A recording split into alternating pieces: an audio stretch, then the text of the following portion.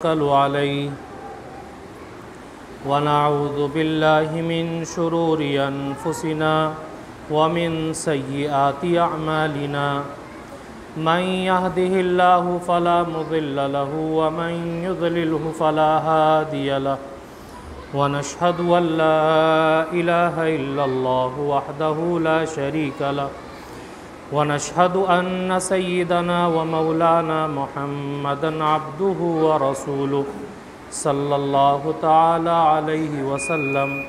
अम्मा बाद फ़अऊज़ु बिल्लाहि मिनश शैतानिर रजीम। बिस्मिल्लाहिर रहमानिर रहीम। इन्नमा यख्शल्लाह मिन इबादिहिल उलमा। सदक़ल्लाहु मौलानल अज़ीम।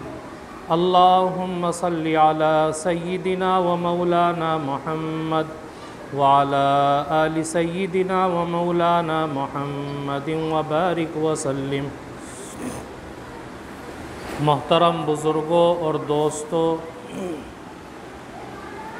अज़ीज़ साथियों, मैं आप हज़रात के सामने उलमाए देवबंद का थोड़ा सा तारीख़ी पस मंज़र बयान करना चाहता हूँ, क्योंकि ये जनवरी का महीना है और 26 जनवरी को हमारे मुल्क के अंदर खुशी के साथ मनाया जाता है। 15 अगस्त और 26 जनवरी, क्योंकि जब ये दिन आते हैं तो हमारे उन बुज़ुर्गों की याद ताज़ा होती कि इस मुल्क को आज़ाद कराने के लिए उन्होंने कितनी क़ुर्बानियाँ दी, इसका अंदाज़ा होता है। मेरे बुज़ुर्गों, याद रखें कि जिस तरीक़े से हमारा एक रूहानी सिलसिला सीना बसीना हो कर के नबी करीम अलैहिस्सलातु वस्सलाम तक जा मिलता है, ऐसे ही हमारा एक इल्मी सिलसिला भी है जो अकाबिरीन उलमाए देवबंद से होता हुआ नबी करीम अलैहिस्सलातु वस्सलाम तक पहुँचता है। हमारे अकाबिरीन दोनों किस्म के उलूम के माहिर थे। अल्लाह ने उन्हें बातिनी उलूम से भी नवाजा था, ज़ाहिरी उलूम से भी नवाजा था, और उन्होंने इस उम्मत के लिए, इस दीन के लिए वो कारनामे अंजाम दिए कि जिसकी वजह से अंग्रेज़ के ज़माने में भी ये दीन महफूज रहा, जिसके ऊपर आज हम अमल कर रहे हैं। अगर आप दूसरे ममालिक को देखें, अल्बानिया और बोस्निया को देखिए, जहाँ पर गैरों ने गलबा हासिल किया, जिसका नतीजा ये हुआ कि आज वहाँ पर कलमा पढ़ने वाले भी नज़र नहीं आते। लेकिन हमारे मुल्क के अंदर अंग्रेज़ 200 साल तक रहा, उसके बावजूद हमसे वो हमारा इल्मी वर्सा छीन ना सका। क्यों? इसलिए कि हमारे बुज़ुर्गों ने मुकम्मल जिद्दोजहद की, मुकम्मल क़ुर्बानियाँ दी और पूरी तरीक़े से इस दीन की हिफाजत के लिए जुट गए कि हमसे हमारा दीन नहीं जाना चाहिए। उसका नतीजा ये हुआ कि आज भी हम उस दीन के ऊपर ज़िंदगी गुजार रहे हैं और आसानी के साथ अमल कर रहे हैं। वरना तो गैरों ने इस दीन को छीनने के लिए, अंग्रेज़ों ने इस दीन को छीनने के लिए मुकम्मल हत्तल इम्कान कोशिश की थी, लेकिन हमसे हमारा इल्मी वर्सा नहीं छीन सके। और कैसे कोशिशें की? अगर आप तारीख़ उठा कर के देखें तो पता चलेगा कि उन्होंने किस अय्यारी और मक्कारी से हमारे मुल्क के ऊपर कब्जा पाने की कोशिश की। 1601 ईस्वी के अंदर वास्को ड गामा की सरबराही में एक काफिला समंदर के किनारे पर मुंबई के साहिल पर उतरा और उन्होंने वक्त के हुक्मरानों से कहा कि हम इस मुल्क हिंदुस्तान के अंदर तिजारत करना चाहते हैं। अच्छा, जो वक्त के हुक्मरान थे वो इस चीज़ को देख चुके थे कि इनकी मादी तरक्कियात कितनी आगे बढ़ चुकी है, तो उन्होंने उनका खुश दिली से इस्तकबाल किया। चुनांचे उन्होंने हमारे मुल्क के अंदर दाखिल होने के बाद ईस्ट इंडिया कंपनी के नाम से एक फर्म बनाई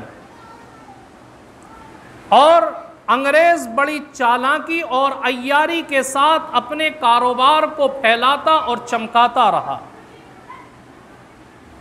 ज़ाहिरी तो उनकी नीयत थी कि हम अपने कारोबार को चला रहे, लेकिन अंदर से उनके कुछ और चल रहा था कि इस कारोबार के ज़रिए से हमें मुल्क हिंदुस्तान के ऊपर गालिब आना है और इसको अपने कब्ज़े के अंदर लेना। 100 साल का अरसा गुजरा।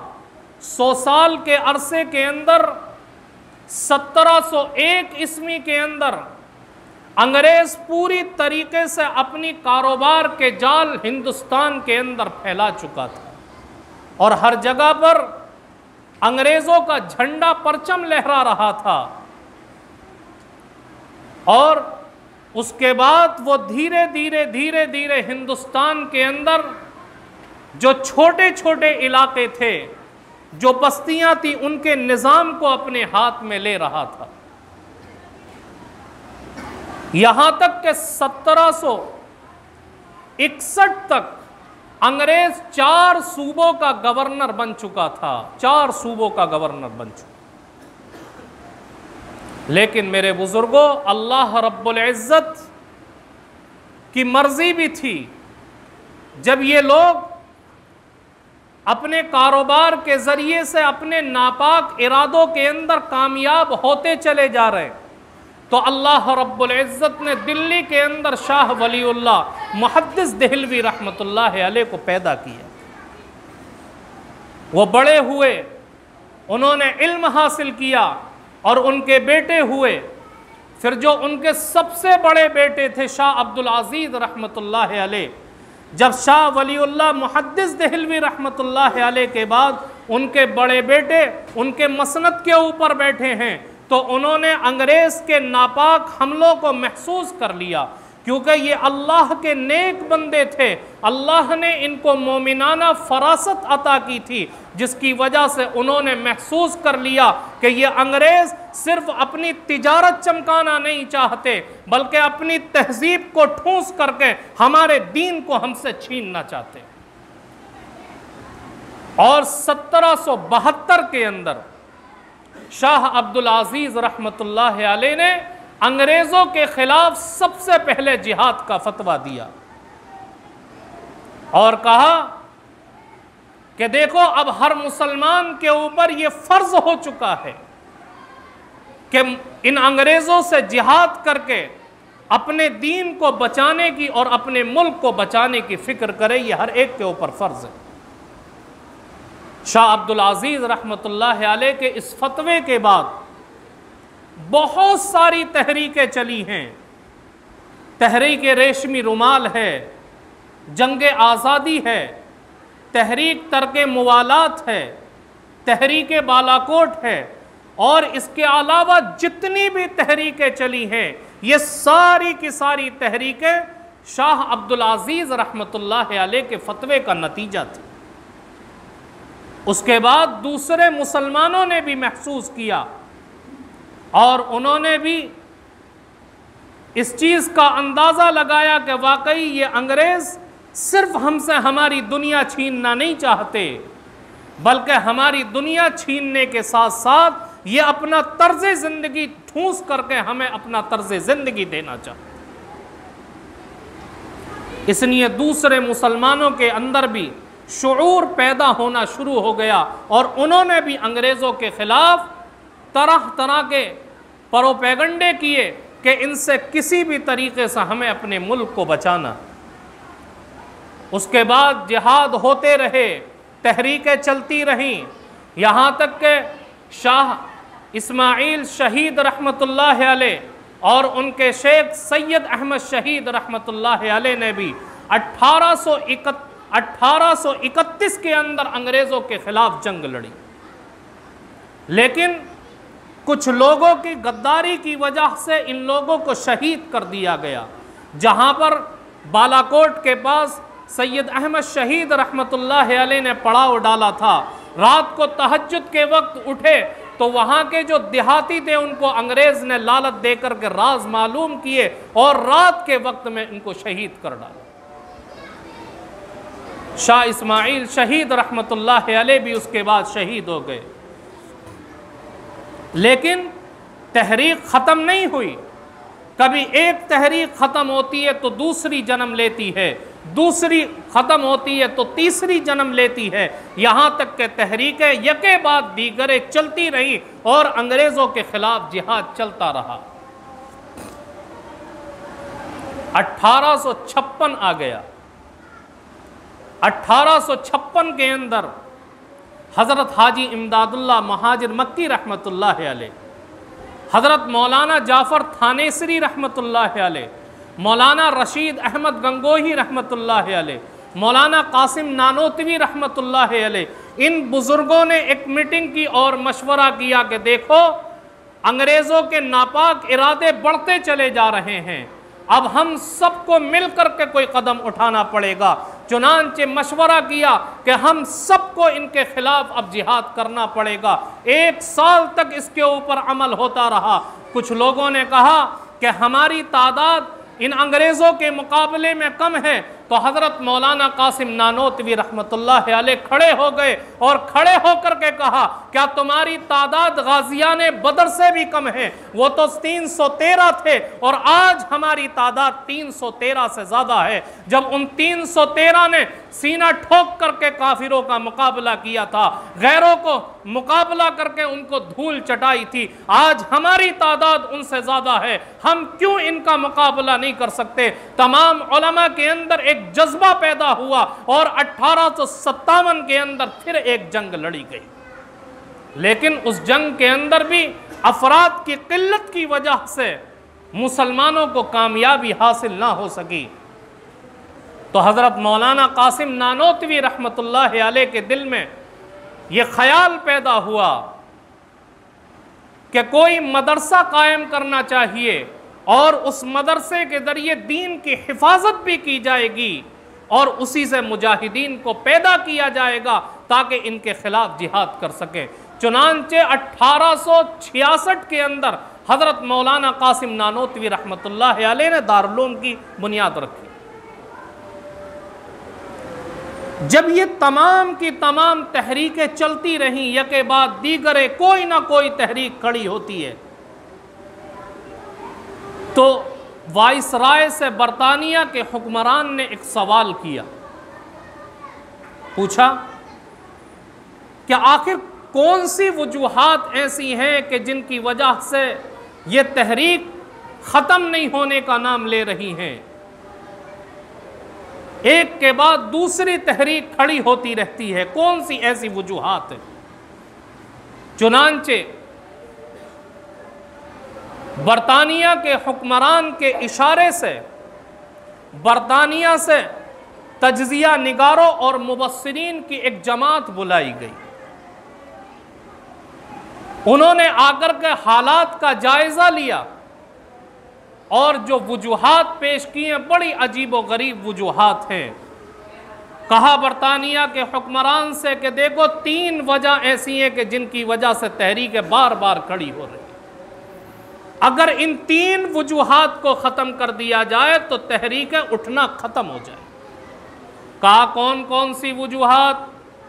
तो कहा कि सबसे पहले तो कुरान करीम को ख़त्म कर देना चाहिए, दूसरे उलमाए किराम को ख़त्म कर देना चाहिए, और तीसरे मुसलमानों से जज्बे जिहाद को ख़त्म करना चाहिए। ये तीन तहरीकें, जब ये तीन चीज़ें जब तक मुसलमानों के दरमियान रहेंगी, मुसलमानों में से तहरीकें खड़ी होती रहेंगी और मुकाबला करती रहेंगी। चुनांचे अंग्रेज़ों ने इसके ऊपर अमल करना शुरू किया और 3 साल के अंदर 3 लाख कुरान करीम के नुस्खों को जला दिया गया।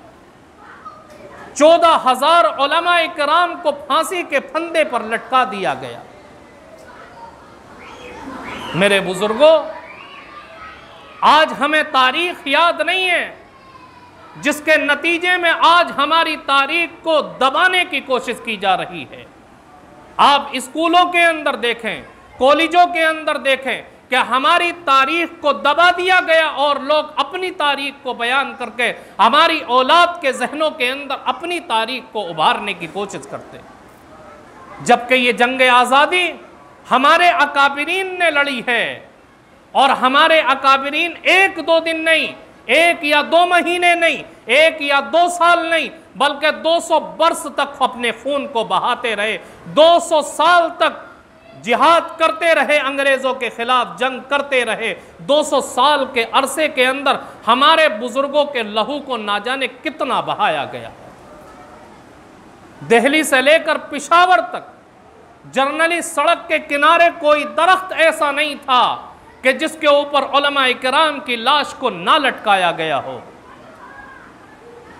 ना जाने कितने उलमा इकराम को तेल के अंदर डाल करके भून दिया गया। थॉमसन अपनी तारीख में लिखता है कि जब मैं दिल्ली गया और कैंप के अंदर जाकर के ठहरा हूं, तो रात में कैंप में सोया हुआ था, मुझे इंसानी गोश्त के जलने की बदबू आई। मैं परेशान हो गया, मैं कैंप के पीछे गया तो जाकर के देखा कि अंग्रेज़ों ने 40 उलमा इकराम को आग के अंगारों के पास खड़ा कर रखा है और उनसे कहा जा रहा है कि तुम ये कह दो कि हम इस जंग आज़ादी के अंदर शरीक नहीं थे, हम जंग आज़ादी नहीं करना चाहते, तुम्हें माफ़ कर दिया जाएगा। लेकिन थॉमसन कहता है उन 40 उलमा में से कोई ऐसा नहीं था जो इस चीज़ का इनकार करता।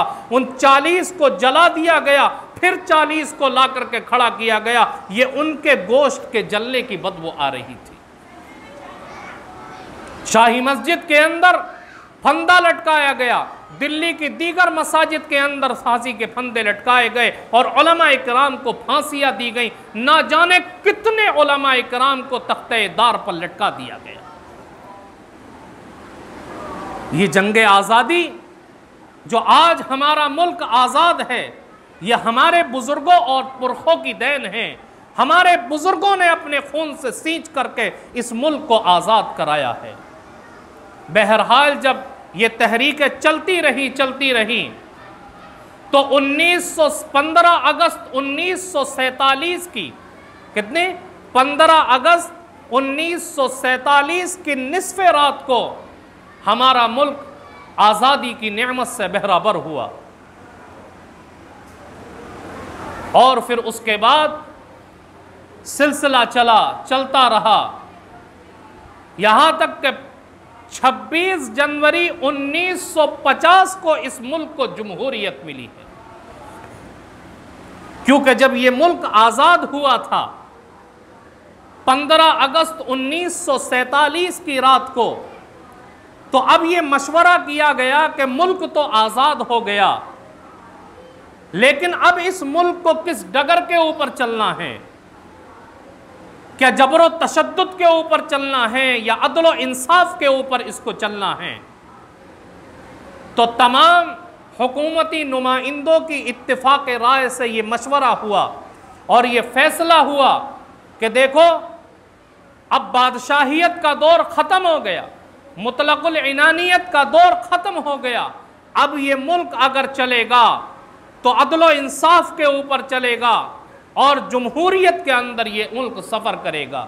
चुनांचे सबसे पहली नेमत क्या मिली?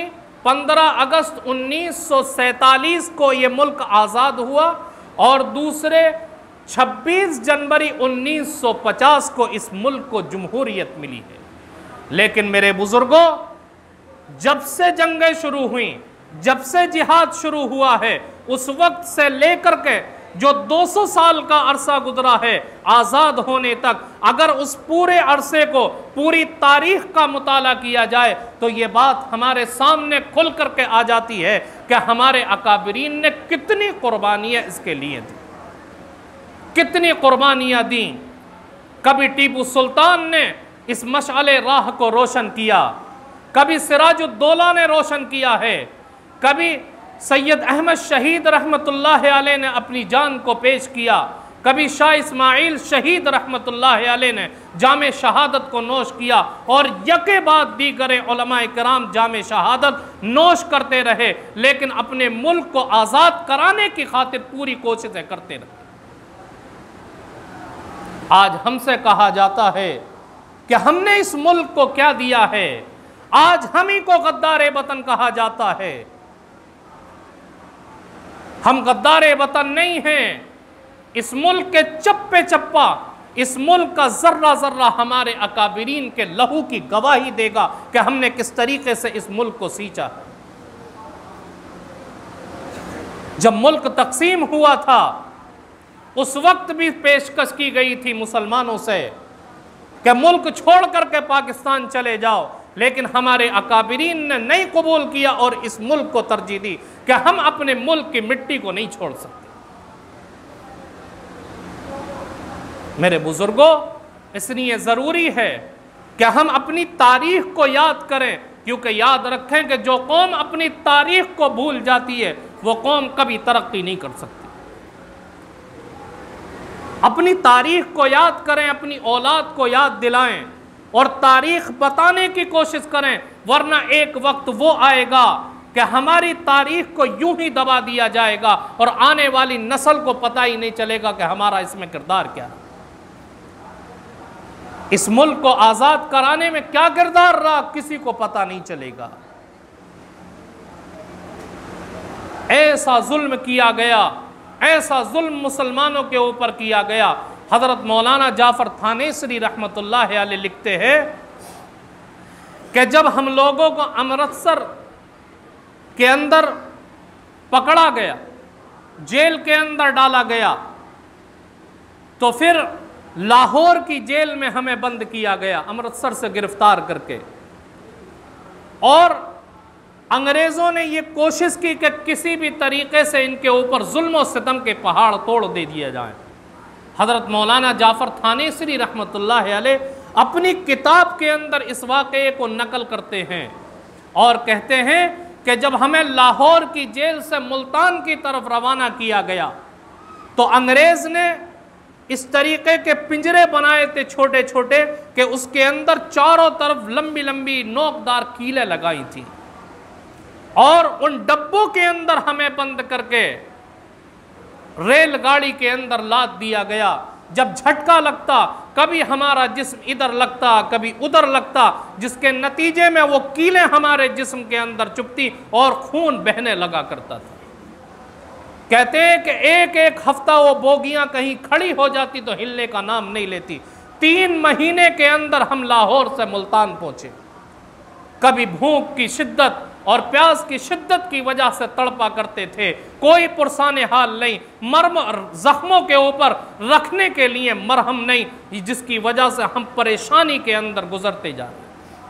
कहते हैं कि ऐसी तकलीफ़ें दी गई, ऐसी तकलीफ़ें मौलाना लिखते हैं कि उसको अपने अल्फाज में बयान नहीं किया जा सकता, बयान नहीं किया जा सकता। जब 3 महीने के बाद मुल्तान के अंदर लाया गया और उन बोगियों से निकाला गया तो एक अंग्रेज कहता है कि अब तुम्हें फांसी पर चढ़ा दिया जाएगा।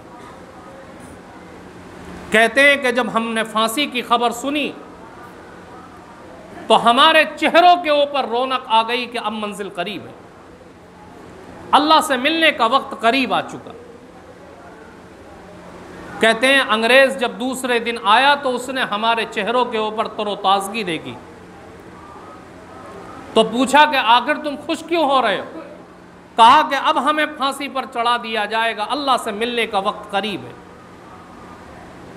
कहते हैं कि उस अंग्रेज ने अपने हाकिम को लिखा और कहा कि फांसी की खबर सुन करके ये उलमा खुश हो रहे हैं और हम इनकी खुशी को नहीं देख सकते, लिहाजा इनकी फांसी के ऑर्डर को कैंसिल किया जाए। चुनांचे फांसी के ऑर्डर को कैंसिल कर दिया गया और यह तय किया गया कि इनको उम्र भर के अंदर काला पानी में कैद कर दिया जाए।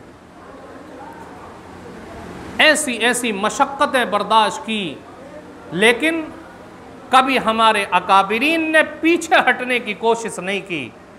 हज़रत मौलाना अहमदुल्लाह गुजराती रहमतुल्लाह अलैह बड़े दर्जे के आलिम गुजरे हैं। जब उलमा को फांसी के ऊपर लटकाया जा रहा था तो एक अंग्रेज़ ने मौलाना अहमदुल्लाह साहब रहमतुल्लाह अलैह से कुछ सीखा था अरबी के अंदर। तो उन फांसी देने वालों में वो अंग्रेज़ भी मौजूद था। उसने मौलाना अहमदुल्लाह साहब से कहा कि आप मेरे उस्ताद हैं, मैं आपका अदब करता हूँ, सिर्फ आप ये कह दीजिए कि मैं इनमें शामिल नहीं हूँ, मैं आपका नाम फांसी देने वालों में कटवा दूँ। मौलाना अहमदुल्लाह साहब रहमतुल्लाह अलैह कहते हैं कि मैं ये अल्फाज कहकर के अल्लाह के दफ्तर से अपने नाम को नहीं कटवा सकता। मुझे फांसी तो पसंद है, लेकिन अल्लाह के दफ्तर से नाम कट जाए ये मुझे पसंद नहीं। मेरे बुजुर्गों, याद करें हम अपनी तारीख को और अपनी औलाद को याद दिलाने की कोशिश करें कि हमारे बुजुर्गों ने, हमारे पुरखों ने इस मुल्क को आज़ाद कराने के लिए और हमारे दीन को बाकी रखने के लिए क्या क्या कुर्बानियाँ दी हैं, वो समझ में आएगा। अल्लाह ताला हम सबको कहने सुनने से ज़्यादा अमल की तौफीक अता फ़रमाए। वमा अलैना इल्लल बलाग।